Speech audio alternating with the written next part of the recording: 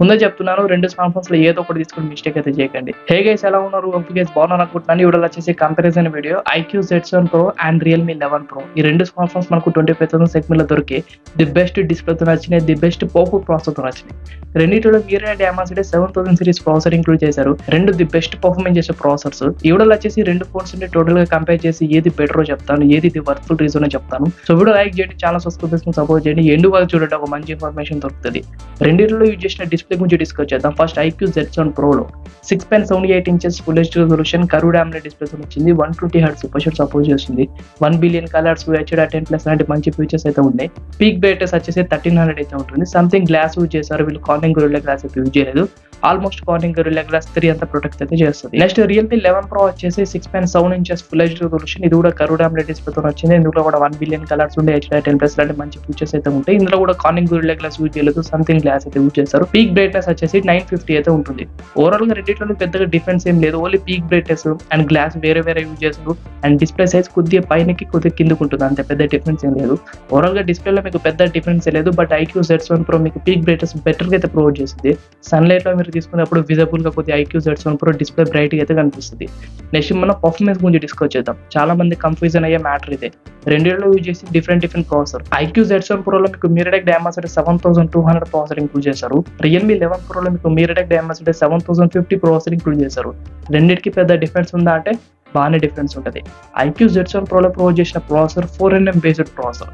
Realme 11 Pro లో use చేసింది 6nm based processor. ఇదేమైనా డిఫరెన్స్ అంటే రియల్ టైమ్ ఎక్స్పీరియన్స్ లో వేరే లెవెల్ ఉంటుంది. iQOO Z7 Pro మీకు మంచి గేమింగ్ ఎక్స్పీరియన్స్ ఇస్తుంది. ఎందుకంటే Dimensity 7200 processor 4nm based processor కాబట్టి తక్కువ నానోమీటర్ మీద బిల్ట్ అయిన ప్రాసెసర్ మీకు మంచి గేమింగ్ ఎక్స్పీరియన్స్ అయితే ప్రొవైడ్ చేస్తుంది. బెంచ్ మార్క్ స్కోర్ కూడా అరౌండ్ ఇది మీకు 7 lakhs అయితే చేస్తుంది. ఆ బడ్జెట్ లో ఒక మంచి గేమింగ్ ప్రాసెసర్ ఇది. BGMA 60 FPS లో రెండు హ్యాండిల్ చేయగలుగుతాయి. ఆల్మోస్ట్ రెండింటికి పెద్దగా డిఫరెన్స్ ఏం కనిపించింది. ఎందుకంటే BGMA 2 మనకు 60 FPS సపోర్ట్ చేస్తే 90 FPS సపోర్ట్ లేదు ప్రెసెంట్ అయితే. అది ఓన్లీ Dimensity 8200కి Dimensity 9000 ప్రాసెసర్ మాత్రమే ఇప్పుడు ప్రెసెంట్ ఆ 90 FPS సపోర్ట్ చేస్తుంది. రెండు స్మార్ట్ ఫోన్స్ మనకు 90 FPS పెద్దగా సపోర్ట్ చేయదు. BGMA 60 FPS లో రెండు కాన్స్టెంట్ గా సూపర్ గా ఆడుకోవచ్చు. But Dimensity 7200 processor iQOO Z7 Pro లో ప్రొవైడ్ చేసింది. కొద్దిగా వర్త్ఫుల్ ఎక్స్పీరియన్స్ ఇస్తుంది, కొద్దిగా బెటర్ గేమింగ్ ఎక్స్పీరియన్స్ ఇస్తుంది. సో అది ఇంపార్టెంట్ అయితే మీకు iQOO Z7 Proనే ఇంపార్టెంట్ అవుతుంది. రెండింటిలో యూజ్ చేసింది బేసిక్ గా 8GB RAM 128GB variant, LPDDR5 RAM 1 3.1 storage support చేస్తే అండ్ టాప్ వేరియంట్స్ కూడా ఉన్నాయి. లైక్ 12GB వేరియంట్ కూడా ఉంది, మీరు తీసుకోవచ్చు. 128 కాకుండా 256GB వేరియంట్ తో వస్తాయి. నెక్స్ట్ రెండింటిలో యూజ్ చేసిన కెమెరాస్ గురించి డిస్కస్ చేద్దాం. iQOO Z7 Pro లో ప్రైమరీ 64 MP అయితే ఉంటుంది. Secondary 2 MP depth censor provide చేస్తారు. సెల్ఫీ 16 MP అయితే ఉంటుంది. Back side iQOO Z7 Pro లో ఒక సర్క్యులర్ రింగ్ డిజైన్ లో ఫ్లాష్ అయితే ప్రొవైడ్ చేస్తారు. ఇది మీరు Vivo V29 సిరీస్ లో, Vivo V27 సిరీస్ లో అబ్జర్వ్ చేసే ఉంటారు.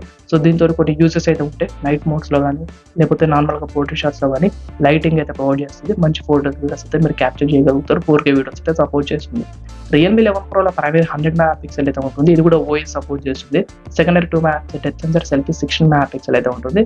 బ్యాక్ సైడ్ 4K వీడియోస్ తీసుకోవచ్చు. ఇందులో కూడా కెమెరా క్లారిటీ బాగానే ఉంటుంది. బట్ iQOO Z7 Pro లో ప్రొవైడ్ చేసిన కెమెరా క్వాలిటీతో కంపేర్ చేస్తే అంత బెటర్ గేమ్ లేదు. సో iQOO Z7 Pro లో వీడియోగ్రఫీ, ఫోటోగ్రఫీ చాలా బెటర్ అయితే వస్తాయి. పోర్ట్రేట్ షాట్స్ కానీ లేకపోతే ఎఫెక్ట్స్ కానీ సూపర్ అయితే ఉంటాయి. మీరు వాటిని యూజ్ చేసుకోవచ్చు. సో కెమెరా కోసం అయితే రెండింటిలో మీకు iQOO Z7 Pro కొద్దిగా బెటర్ అయితే అనిపిస్తుంది. Next battery backup and fast charging discuss చేస్తే Realme 11 Pro లో మీకు 5000 mAh బ్యాటరీ ఉంది and 67 watts fast charger box provide చేస్తున్నారు. చెప్పాలంటే బాక్స్ లో 80 watts ఇస్తారు. బట్ మొబైల్ మాత్రం 67 watts ఫాస్ట్ ఛార్జింగ్ మాత్రమే తీసుకుంటుంది. అది మ్యాటర్.